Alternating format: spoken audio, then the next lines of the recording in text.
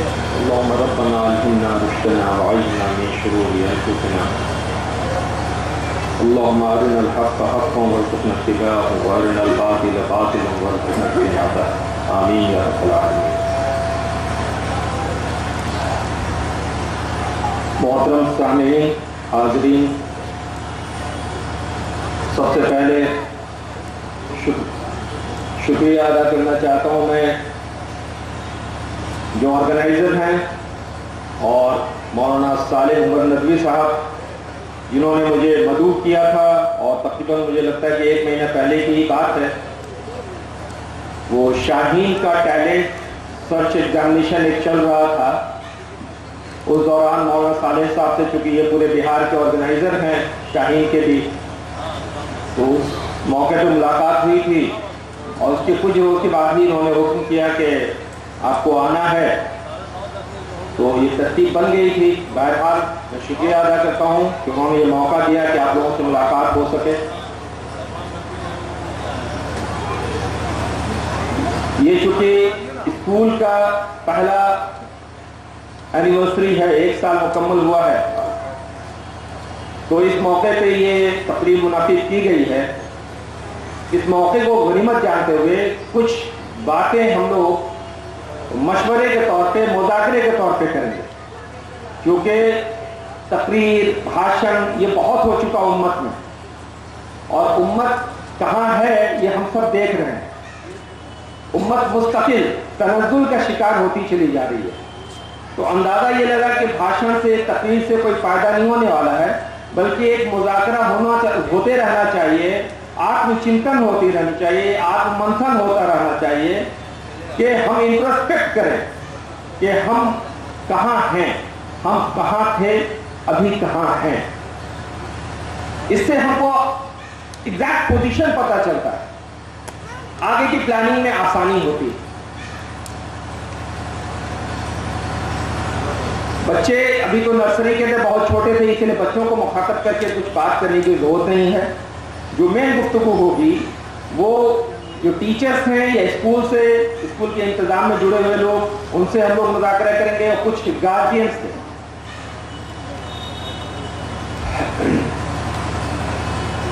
محترم بزرگوں، دوستو، ایک پرانی بات سے ہم اپنی گفتگو کو شروع کریں گے۔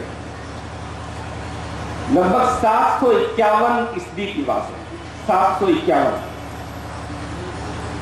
بیٹل آف ٹیلس کا نام آپ نے سنا ہوگا، بیٹل آف تلس بھی کہتے ہیں اس کو۔ عباسی حکومت تھی، کرغستان ملک تھا، ایک چھوٹی سی لڑائی ہوئی تھی۔ ادھر سے مومن تھے، کچھ صحابہ کرام بھی اس میں رہے ہوں گے، اور ادھر چائنیز حکومت تھی، پرٹیکولرلی تبت کے علاقہ کے لوگ جو تھے وہ چائنیز حکومت تھی۔ ان دونوں کے بیچ میں ایک چھوٹی سی لڑائی ہوئی تھی، وہ لڑائی مسلمانوں نے جیتی تھی۔ 751 کی بات بتا رہا ہوں، عباسی حکومت ہے، وہ لڑائی مسلمانوں نے جیتی تھی۔ تو کچھ ہوسٹیج آئے تھے، کچھ قیدی، ان قیدیوں کو جب پکڑا گیا، 15 20 25 جو بھی تھے، تو پتا چلا کہ اس میں سے 2 قیدی جو ہیں وہ بہت خاص ہیں، بہت خاص۔ وہ کیا تھے؟ آپ نے سنا ہوگا کہ قرآن کو جب ترتیب دیا گیا مصحف کی شکل میں، تو وہ کیا تھا، کس چیز میں اس وقت لکھا جاتا تھا؟ بعض اوقات ہڈیوں پہ لکھا جاتا تھا، شولڈر بلیڈ آف کیمل، اونٹ کا جو شولڈر بلیڈ یہ ہوتا ہے وہ اس پہ، اسکیپولا ہم لوگوں کا جیسے ہوتا ہے اس پہ، یا پتوں پہ، سوکھے ہوئے چمڑے پہ۔ تو ان سب چیزوں پہ ہم اگر لکھتے ہیں کوئی چیز، پھر اس کو اسٹاک کرتے ہیں تو کتنا بڑا ذخیرہ ہو جائے گا اندازہ لگائیے۔ یعنی ایک سورت کو، اگر ایک سورت بقرہ کو اسٹاک کرنا ہے ہم کو، تو کتنے بڑے کمرے کی اور کتنے بڑی جگہ کی ضرورت ہوگی۔ اتنی پریشانی سے امت گزر رہی تھی اس وقت۔ کاغذ کا آوشکار نہیں ہوا تھا، کاغذ سے روشناس یہ امت نہیں ہوئی تھی۔ چائنا میں کاغذ کا آوشکار ہو چکا تھا، وہ لوگ کاغذ کا استعمال کرتے تھے، لیکن بہت خاص لوگ تھے، ایک گلڈ تھی، ایک یونٹ تھی، اور ان یونٹ کے لوگوں کو بہت سیکریٹری میں رکھا جاتا تھا کہ یہ فارمولا عام نہیں ہو سکے، اور وہ لوگ کاغذ کا استعمال بھی کرتے تھے تو ڈیکوریٹو پرپس کے لیے، وہ لکھنے پڑھنے میں بہت زیادہ نہیں ہوتا تھا۔ تو یہ پتا چلا کہ اس جو 15-20 لوگ اریسٹ ہوئے ہیں ہاسٹل میں آئے تھے، 2 لوگ اس گلڈ کے ممبر ہیں. اس وقت ہمارا مائنڈ سیٹ دیکھیے، ہمارا جو مائنڈ سیٹ تھا کہ حکمت ہمارا کھویا ہوا اثاثہ ہے، جہاں سے ملے لے لو، وہ مائنڈ سیٹ ہمارا تھا. کیا کیا گیا؟ ان 2 لوگوں کو پوری سیکیورٹی دی گئی، پورا پروٹوکول کے ساتھ بغداد لایا گیا، اور ان لوگوں کو کہا گیا کہ آپ کا فدیہ یہ ہوگا رہائی کا کہ آپ ہمارے لوگوں کو کاغذ بنانے کا طریقہ سکھا دیجیے، وہ پروجیکٹ سکھا دیجیے، وہ انجینئرنگ سکھا دیجیے، وہ علم وہ ہنر سکھا دیجیے جس سے ہم کاغذ بنا سکیں. اس طریقے سے چونکہ وہ دیکھ چکے تھے کہ بدر میں کیا ہوا تھا، قیدیوں کو یہی کہا گیا تھا نا ہمارے بچوں کو پڑھا دو رہائی مل جائے گی. اس چیز کو فالو کرتے ہوئے بیٹل آف طلس میں یہ چیز کی گئی کہ کاغذ بنانے کا طریقہ سکھا دو رہائی مل جائے گی.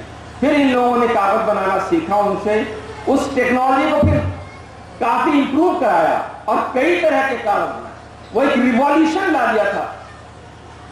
پھر قرآن کو مصحف کو اس میں لکھ کے ہم لوگ جو مصحف دیکھتے ہیں اس کی شکل بننی شروع ہو گئی تھی.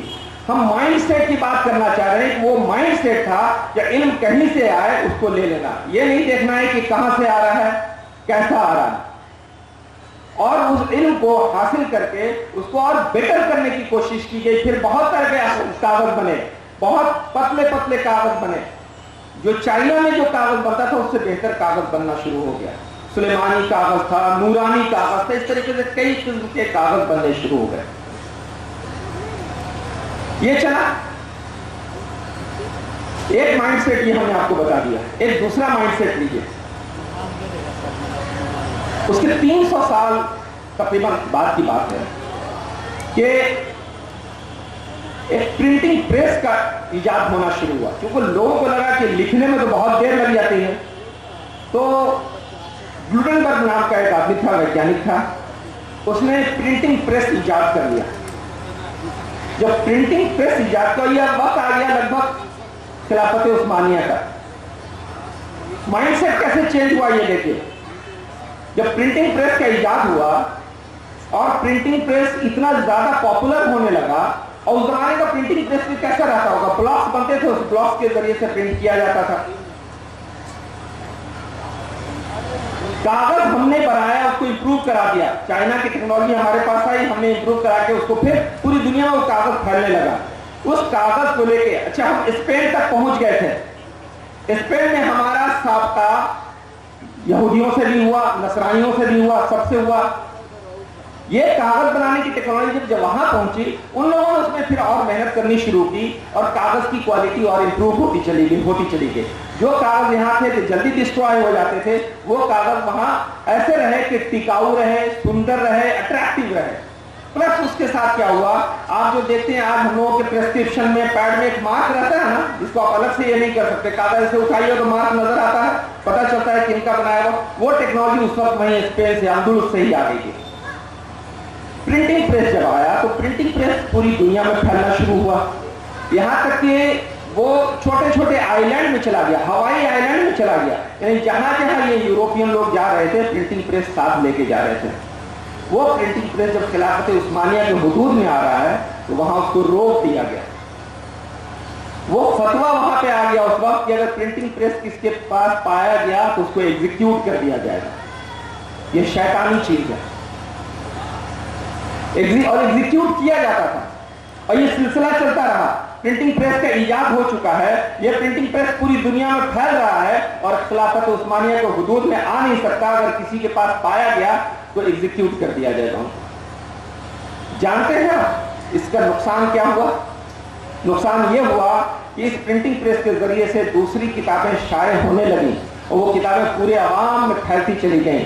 اور جو ہماری کتاب تھی وہ اگر شائع ہوتی، لوگوں تک جاتی، اس کو روک دیا گیا. قرآن کو پبلش کرنے نہیں دیا گیا پرنٹنگ پریس سے. بعد میں جب خلافت عثمانیہ میں کچھ یہودی آئے تو انہوں نے خلیفہ سے یہ ریکویسٹ کیا کہ ہم کو تو کم سے کم رکھنے دیا جائے. ان کو اس شرط کے ساتھ پرنٹنگ پریس رکھنے دیا کہ اس میں کوئی چیز اسلام سے ریلیٹڈ پرنٹ نہیں ہونی چاہیے. जस्ट इमेजिन कीजिए कि माइंडसेट कैसा चेंज हुआ, वो माइंडसेट कैसा था और ये माइंडसेट कैसा हो गया कि इस्लाम से रिलेटेड कुछ नहीं होनी चाहिए, अरबिक में कुछ नहीं होनी चाहिए। ये नौबत रही वहां खिलाफत उस्मानिया के हुदूद में, ज्यूज के पास प्रिंटिंग प्रेस, नसरानियों के पास प्रिंटिंग प्रेस, लेकिन मुसलमानों के पास प्रिंटिंग प्रेस नहीं है। और इस तरीके से बाइबल पब्लिश हो रही है और लोगों के हाथ में जा रही है, कुरान वही हाथ से लिखा जा रहा है। काफी दिनों के बाद एक रिवोल्ट मीन्स के एक नसरानी था, उसने इस्लाम कबूल किया था, उसने दुनिया देखा था, उसने जब जो ग्रैंड मुफ्ती थे उनको रिक्वेस्ट किया, सारे हालात बताए, तब उन्होंने फतवा दिया था। लेकिन तब तक बहुत देर हो चुकी थी, पूरी दुनिया में प्रिंटिंग प्रेस जा चुका था, 300 साल गुजर चुके थे, हम बहुत पीछे रह चुके थे। मैं ये माइंडसेट की बात कर रहा हूं कि इस माइंडसेट को समझिए। हम लोग बार बार एक बात कहते हैं कि नहीं, हम चाहते हैं कि दीनी तालीम भी हो, दुनियावी तालीम भी हो। मैं बहुत मुअद्दबाना गुजारिश करता हूं कि ये तफरीक कहां से आप लाए हैं, जरा हमको दिखा दें। दीनी तालीम और दुनियावी तालीम की तफरीक आप कहां से लाए हैं, हमको दिखा दें। मैं रुजू कर लूंगा, मैं भी कल से बोलना शुरू कर दूंगा कि नहीं ये दीनी तालीम है, ये दुनियावी तालीम है। ये कहां से आया? हमको तो ये सिखाया गया, अल्लाहुम्मा इन्नी अस्अलुका इल्मन नाफिअन व रिज़्क़न तय्यबन व अमलन मुतक़ब्बला। अल्लाह मुझे इल्म नाफिअ अता फरमा। अल्लाहुम्मा इन्नी अऊज़ु बिका मिन इल्मिन ला यनफ़अ। अल्लाह मुझे उस इल्म से बचा लेना जो फायदेमंद नहीं हो, बेनिफिशियल नहीं हो। बताया गया इल्म नाफे और गैर नाफे, यानी वो विद्या, वो ज्ञान जो लाभदायक हो और वो ज्ञान जो लाभदायक नहीं हो, नुकसानदेह नहीं हो कहा गया है, लाभदायक नहीं हो। ये दो ही तफरीक थी। हमने कैसे बना लिया इल्म दीन और इल्म दुनिया? ये हुआ कि ये माइंडसेट इसने नुकसान पहुंचाया है। इस माइंडसेट ने आपको पीछे पहुंचा दिया। आपको तो और हमको पता भी नहीं है कि हम कहां थे, हम कहां हैं, नहीं मालूम है। ये भी दूसरे बताते हैं। आपको एक मजे की बात बता दूं, हम कहां थे ये भी आप, मैं बेअदबी हो जाएगी, यहां पे नहीं चाहिए। बाहर निकल के किसी भी मुसलमान को, बच्चे को, नौजवान को खड़ा कीजिए और पूछिए कि अपनी तारीख बता दो, कुछ नहीं बता सकता। ये हमको गैरों ने बताया। आपने चैनल्स का नाम सुना होगा, नेशनल जियोग्राफिक चैनल एक है, तो नेशनल जियोग्राफिक चैनल ने भी एक किताब पब्लिश की है, 1001 inventions of enduring civilisations of Muslims. यानी मुसलमानों ने इस तारीख में क्या क्या किया है, 1001 इन्वेंशंस, आविष्कार। ये गैर मुस्लिम चैनल वो बता रहा आपको कि आपकी तारीख क्या थी, आप क्या थे। आज हमको कहा जाता है कि अशिक्षा के गर्त में जा चुके हैं हम। इस दुनिया को सबसे पहली यूनिवर्सिटी देने वाली फातिमा अल फहरी कायरो में वो मुस्लिम लेडी थी। आज पूरी दुनिया के सर्जन, पूरी दुनिया के सर्जन, ये कोई ढका नहीं, आप गूगल मिटाइए, अभी अपने मोबाइल पे गूगल कीजिए, फातिमा अल फहरी का नाम देखिए आ जाएगा। सबसे पहली यूनिवर्सिटी इस सृष्टि में, इस प्लेनेट पे अगर किसी ने दिया तो मुस्लिम लेडी ने दिया। पूरी दुनिया के सर्जन जब सर्जरी शुरू करते हैं, चाहे वो न्यूरो सर्जरी हो, चाहे कार्डियोथोरेसिक सर्जरी हो, चाहे जनरल सर्जरी हो, तो जिस ब्लेड से वो इंसिजन शुरू करते हैं, उस ब्लेड को बनाने वाला अल-ज़हरावी वो भी मुस्लिम था। हम वहां थे। हम आविष्कार पढ़ते हैं कि हवाई जहाज का आविष्कार राइट ब्रदर्स ने किया था। आपको बता दें, वो चैनल बता रहा, मुझे भी नहीं मालूम था कि उस हवाई जहाज का उससे पहले आविष्कार फरनास कर चुका था, लेकिन रिकॉर्डिंग नहीं हो पाई थी। ठीक उसी तरीके से जैसे रेडियो वेव का आविष्कार जगदीश चंद्र बोस ने पहले कर लिया था, लेकिन पेपर सही से नहीं तैयार हो पाया, तो सारी दुनिया मार्कोनी को जानती है और जगदीश चंद्र बोस का नाम गायब हो गया। ठीक वैसे ही फरनास में टेक ऑफ करा दिया था हवाई जहाज को, लेकिन वो सिर्फ पेपर प्रेजेंटेशन सही से नहीं हो पाया, तो राइट ब्रदर्स को हम जान रहे हैं।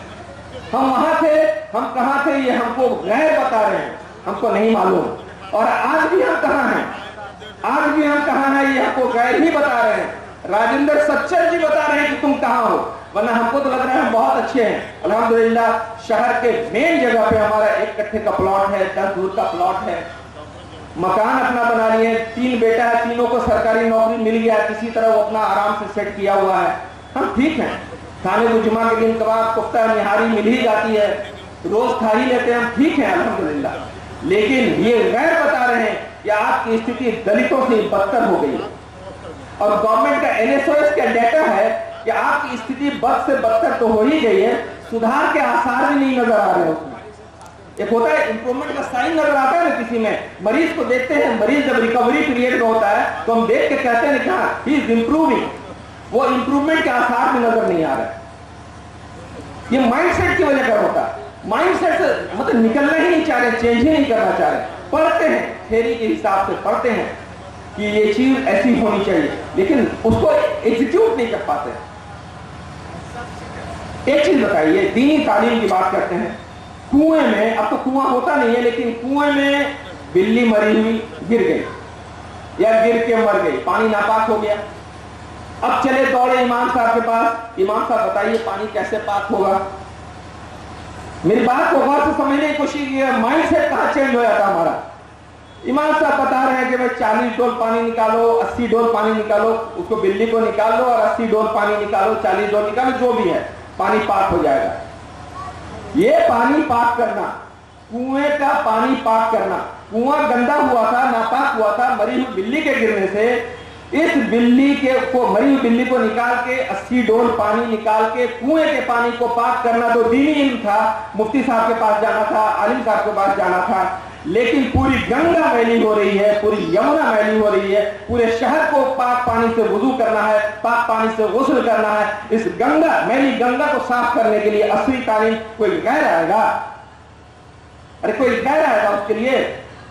اس کے لیے ہم کو نہیں جانا تھا, وہ علم دین نہیں تھا میرے خیال. لیکن مائنڈ سیٹ چینج ہو گیا تھا تو ہم کنویں تک محدود رہ گئے. ہماری یوٹیلیٹی جب تک کنواں رہا دوڑتے تھے, یوٹیلیٹی تھی ان کے پاس, کنواں ختم, اب جانا ہی نہیں ہے. اب جائیں گے ہم انجینئر صاحب کے پاس کہ بھیا یہ گنگا, اس کو کیسے فلٹریشن پروگرام کیسے ہوگا. مائنڈ سیٹ کا ڈفرنس سمجھ میں آ رہا آپ لوگوں کو؟ یہ چیز ہے. تو اصل چیز یہ ہے کہ علم تلاش کیجیے, علم نافع اور لابھدائک ہو. کس کے لیے؟ صرف مسلمانوں کے لیے. آج بھی ایک صاحب نے ان کو سویرے میسج کیا کہ ڈاکٹر صاحب سے ملنا چاہ رہے ہیں, کچھ اپنے قوم کے لیے کچھ فلاح کا کام کرنا چاہ رہے ہیں, تو اس سلسلے میں میٹنگ رکھنی ہے آپ سے. ہم نے بتایا ابھی تو باہر جا رہے ہیں, کل جمعہ یا پرسوں ملیے. لیکن پورا سوال آ گیا کہ ہمارے قوم میں یہ کیوں ہوتا ہے کہ بھائی اپنی قوم کے لیے کچھ کرنا ہے.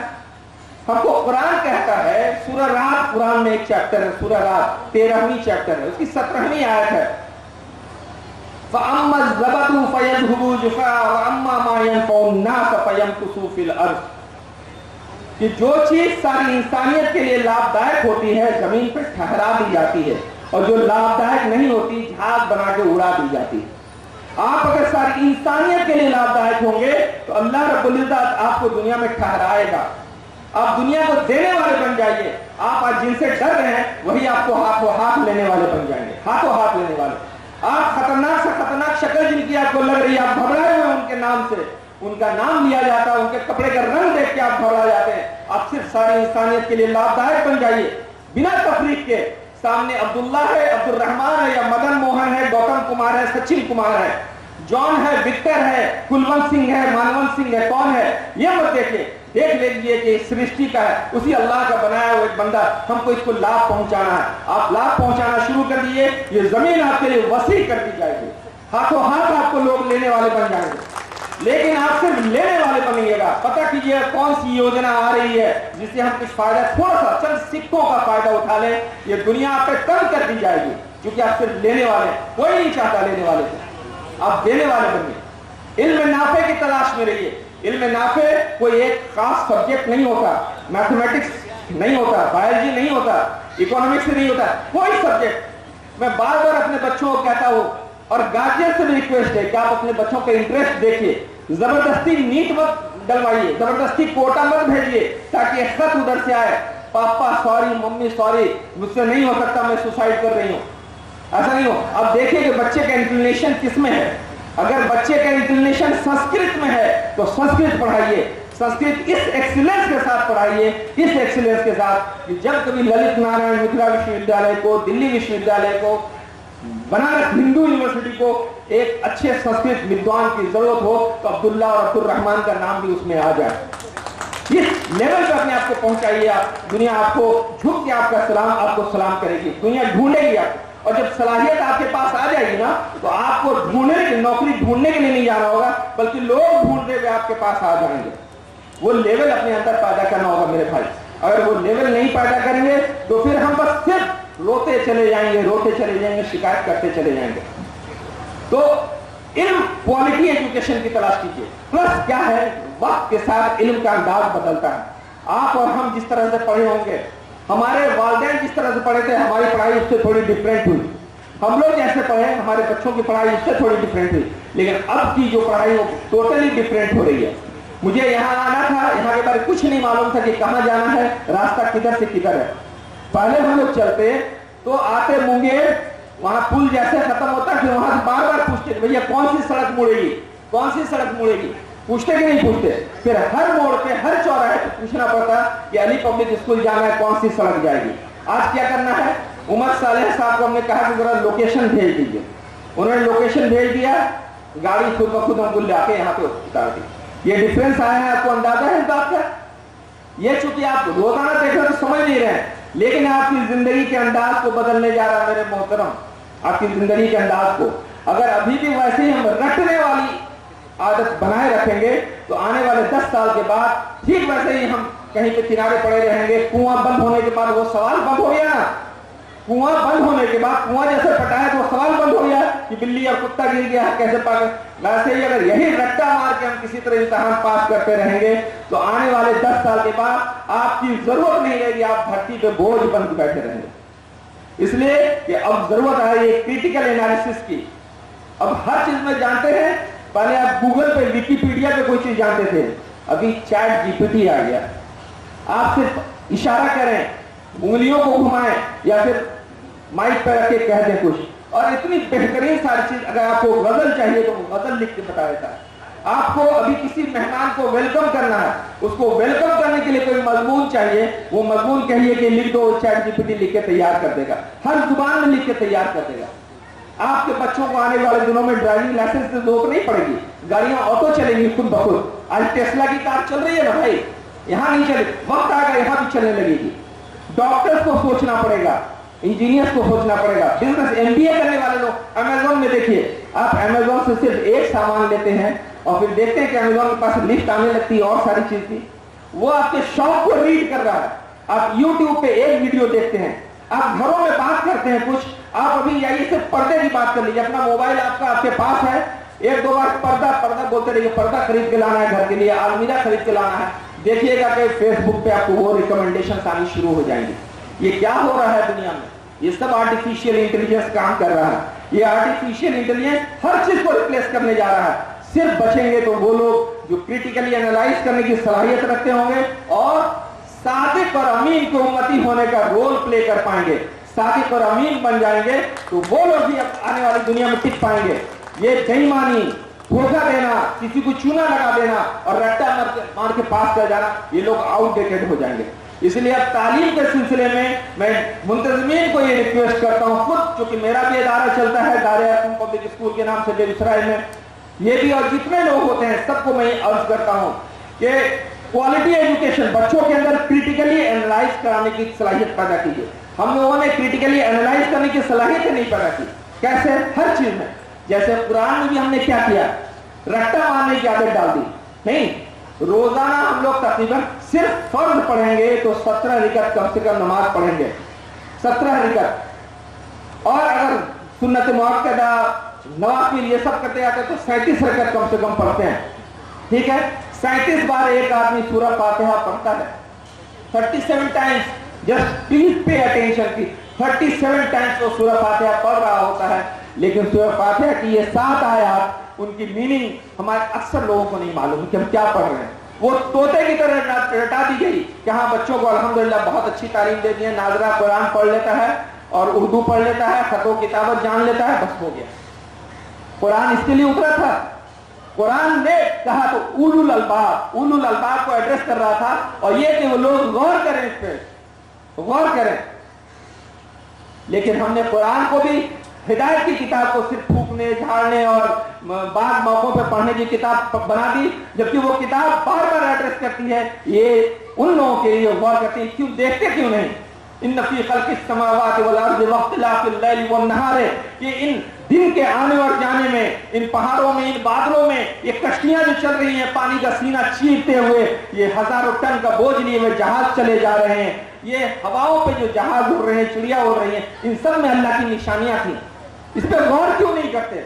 लेकिन हम तो रट्टा मारने वाले लोग थे, गौर कैसे करेंगे? गौर करते तो सारी चीज खुद ब खुद निकलती।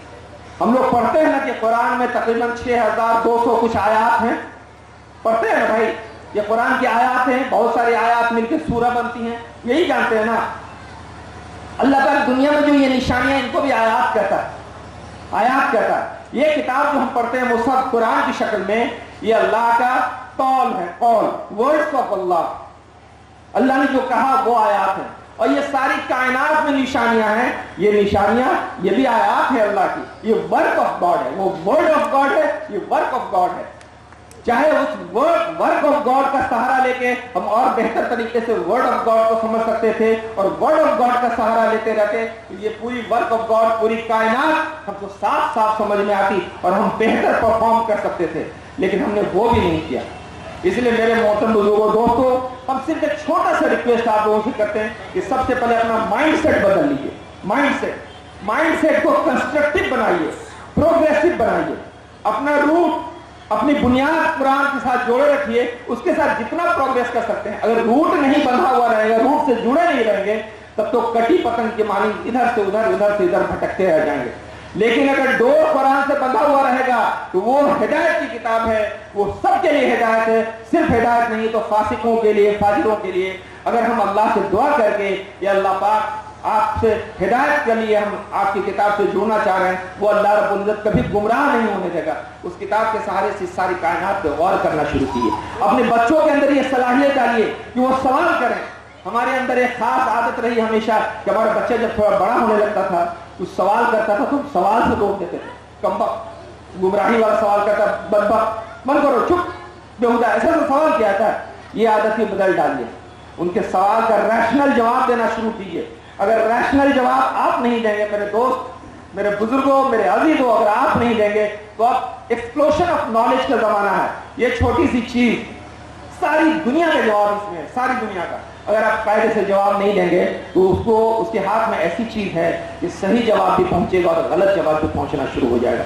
इसलिए अपने बच्चों के साथ बैठिए और उनको क्रिटिकली एनालाइज करने की सलाहियत पैदा फरमाइए। स्कूल के टीचर्स भी, जो सिलेबस है वो तो है, लेकिन सब्जेक्ट को सिर्फ रटाइए नहीं, बल्कि कोशिश कीजिए उन सब्जेक्ट पे गौर करें, एक एक वर्ड पे गौर करें। ये हुआ तो क्यों हुआ, कैसे हुआ, इस तरीके से करेंगे तो इंशाअल्लाह दुनिया में जितना भी चेंज आता जाएगा वो चेंज में हम सर्वाइव करेंगे और एक्सेल करेंगे। पहले हमको लगता था मार्केट हमारा खत्म हो रहा है, आज अमेज़न ने बता दिया कि आपका मार्केट पूरी दुनिया में जा सकता है। आप अगर क्वालिटी दें अच्छे से, 5-10 लोग आपके सामान को ले लेंगे और ये लोग अच्छा फीडबैक अगर दे देते हैं तो आपका माल मुंगेर से उठ के दुनिया के कोने कोने में जा सकता है।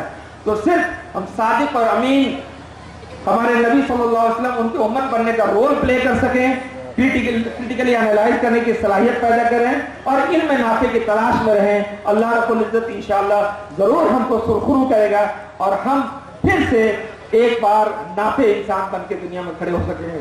वमा अलैना इल्लल बलाग व आखिरु दावाना अनिल हम्दुलिल्लाहि रब्बिल आलमीन।